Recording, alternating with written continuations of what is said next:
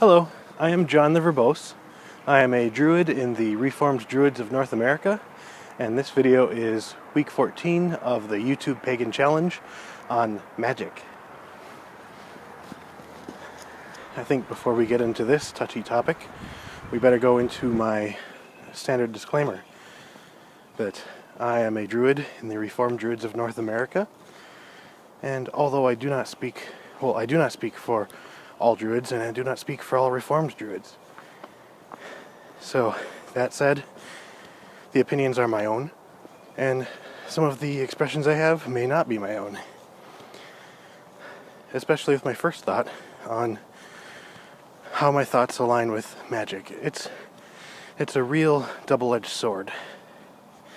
Though I'm inclined to agree with Aleister Crowley in that, simply put, the art of magic, and I'm paraphrasing, is affecting change in accordance with will, with the power of the mind. There's definitely a lot more going on than meets the eye. Power, interconnectedness, something beyond what is mundane. And it gets to the point that you see enough coincidences that there's got to be something more going on than meets the eye. And for example, like in the beginnings of my tradition, there was the founder of the Reformed Druids of North America.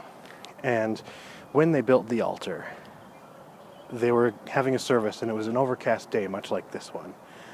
And our founder, David Fisher, he knelt at the altar and prayed to the Earth Mother for a clearing of the weather. And immediately it started to clear up. And it was blue skies in less than 2 hours, according to our mythology. And at this service, there were people who were kind of scoffers, who were kind of there just to check things out. And they didn't like what they saw. And so they became the anti-druid, which in our tradition is basically anyone that does anything against the druids. And in the night they destroyed the altar. And it was rebuilt and destroyed and rebuilt again. The third time they rebuilt the altar, a curse was put on it. And subsequently, two of these individuals involved suffered some moderate injuries. So, yes, it could have been a coincidence. Could it have been the curse of the druids? Was it a coincidence that the clouds parted after the druid priest knelt at the altar and prayed to the Earth Mother?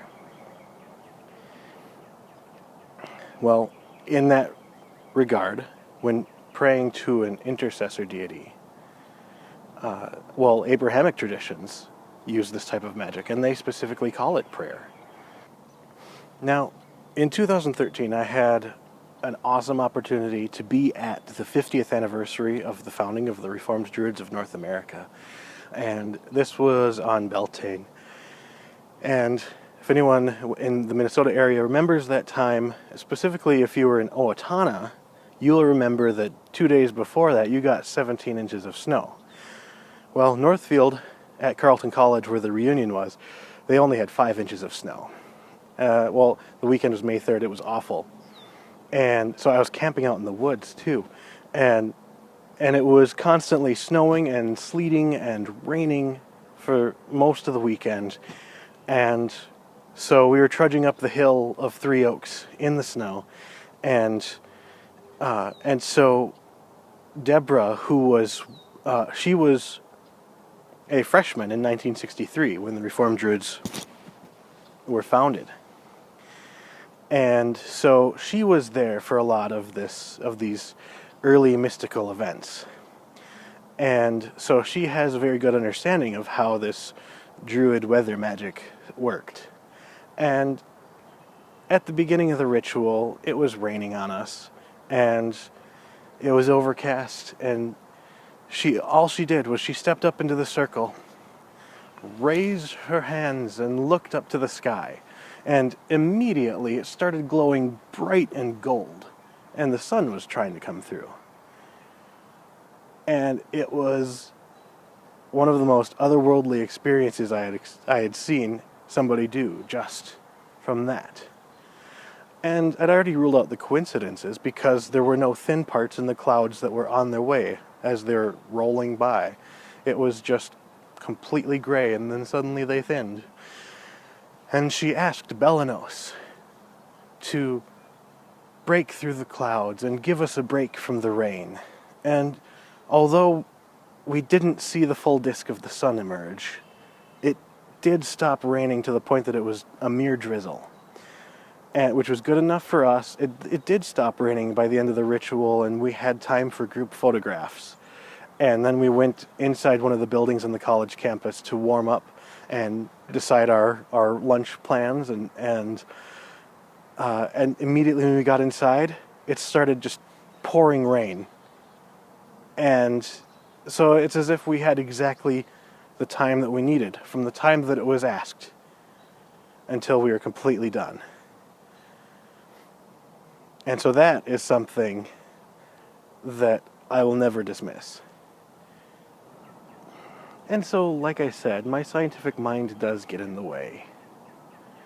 And I see magic as more of something that works with you on a psychological level, that puts you in the right mindset, that gives you the focus to actually do what it is you need to get done. That said, not all of it works that way. It's very mysterious indeed.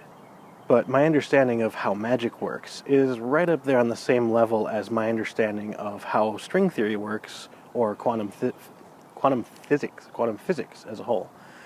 I don't understand.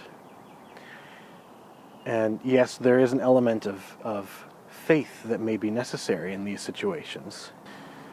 I don't necessarily feel the need to use magic, but when I do, it's typically like healing magic, protection. In one instance, I may have created a tulpa, or a thought form entity, and that's a whole topic for another show in itself.